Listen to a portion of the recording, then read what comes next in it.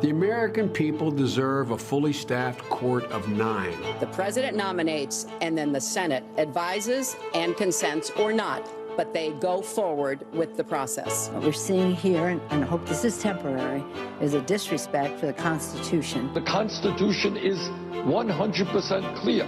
The President of the United States has the right to nominate someone to be a justice of the Supreme Court. Senate's function is to hold hearings and to vote. The blockade on filling a naturally occurring vacancy, in my view, is harmful to the independence of the Article III branch. You cannot keep a seat on the Supreme Court, which represents all of us. You cannot keep it vacant against the Constitution. Well, well, well. How many Democrats did you see in that video stating very clearly in the past that a president should do his sworn duty and nominate a justice to the Supreme Court when there's a vacancy, no matter the timing of the presidential election? It's the law, folks. Joining Real America now to discuss this further, Bruce Fein, the former Associate Deputy Attorney General and General Counsel for the FCC during the Reagan administration and a constitutional attorney. And Bruce, thank you for joining Real America for the first time. How are you, sir? Thank you. You made it over to our studios there in the swamp. Let's talk about how swampy the swamp is this week. I watched the coverage since Friday night when we learned of the passing of Justice Ginsburg. I watched Democrats come out and spew their venom. I saw clips from Republicans from several years ago when they tried to block nominees under the Obama administration. And coming up a bit later in the show, I'm going to get real with both parties on why they shouldn't have done it no matter which way it goes. So let's talk about the law. And what does the Constitution say about a sitting president, no matter if there is 43 days or 243 days until the election, about filling a Supreme Court seat? What's the law? Yes, the Constitution is quite clear. There's no time frame within which the president is excluded from nominating someone to the United States Supreme Court. It's also clear that the Senate would have to confirm by a majority vote any such nomination.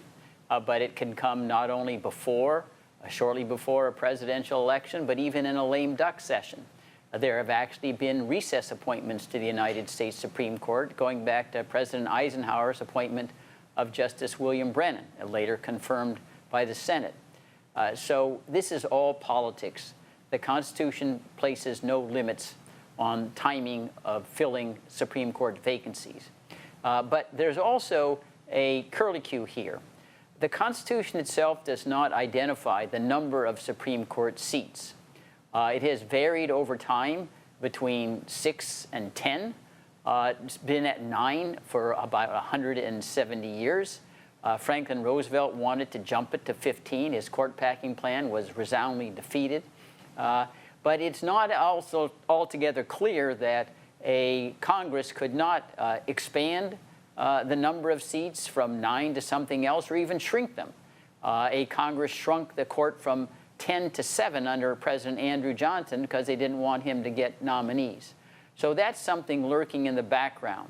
However, I do think history shows that the American people will punish a Congress if they think they're playing politics with the independent Supreme Court. I'm so glad that you brought that up, Bruce, because earlier in the first part of your comment there, you said clearly they're playing politics with this because the law states the president is supposed to do his duty and nominate a justice right away. I forget the exact terminology, but duly manner, duly time, whatever. They're supposed to do it right away. This has happened before, too. I recall looking it up over the weekend and seeing there's been several that have been confirmed in 2 months, a month and a half, nothing like we have now with 43 days, but there has been some short confirmations in our country's history, correct?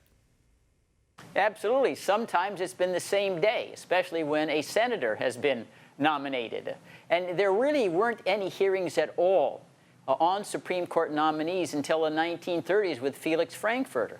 For 150 years, the nominees were sent. There were no hearings like we have now turned into carnivals. They just voted up or down. Sometimes they say they came within days. So there isn't any kind of informal rule that there has to be a certain number of days that elapse. A candidate's credentials will be well known, examined, scrutinized, and of course the members who vote are accountable for the vote. And they are, for that reason, placed in the decision to examine the credentials and to decide whether to affirm or to reject a nominee. All right. Bruce, let's break down the rules of how this works for the American people. So the president nominates, which he said he'll do by the end of the week, but he wants to give time for the country to mourn the loss of Ginsburg. I think that is very presidential of him. It was the right thing to do, even though his counterpart, who's running against him, Joe Biden, won't release his names. He'll just pander and say he's going to do a minority female, just like he panders every other day. Explain for the folks how the rule of law works. Once it goes to the Senate and they have their hearings and then there's a vote, what if they tie? Because we're hearing now 4 or 5 Republicans may decide not to vote or vote with Democrats not to vote or just abstain. So what happens if there's a tie in the Senate to confirm the president's nominee? In that event, the Constitution is quite clear. The vice president casts the deciding vote, which would be Mike Pence. So what you're speaking of, if there are 3 what you might call defectors, if you will, Republicans, and right now it looks like Collins and Murkowski and Mitt Romney would be the most likely ones, still Mike Pence would cast the deciding vote, and it surely would be in favor of the nominee. So in order for Mitch McConnell to lose control, there would have to be 4 Republicans who would decide to move to the Democratic side if they're going to defeat a nomination confirmation before November 3rd. Yeah, Bruce, we just had on Don Jr., and I don't think Hollywood could write a script like this, and I'm hoping this doesn't happen, but you have these rhinos in the Republican Party that might defect and then put the final vote on the vice president, which, as you just said, he's going to vote for the president's nominee, to which then they could play that, well, this was all a setup. The president knew, and then the vice president confirmed. And then, as we're hearing, if we get a contested vote in any of these states using the mail-in ballots, Democrats plan to take this to the Supreme Court for a vote. We won't even know who the president is on the 3rd of November. It'll probably be weeks later as they're counting ballots. And especially if it goes to the Supreme Court, this will come down to the justices deciding, just like in 2000 with the hanging chads with Gore Bush. Would you agree? Well, that's a possibility. I don't know how great the possibility is. We don't know how close the vote will be. So there are a lot of contingencies involved. But surely, given the vastly greater partisanship today than there were even in 2000, there certainly would likely be a very fractured court if we went back and replayed Bush versus Gore, which many often don't understand. 7 justices thought equal protection was violated. It wasn't 5-4. That was on the remedy.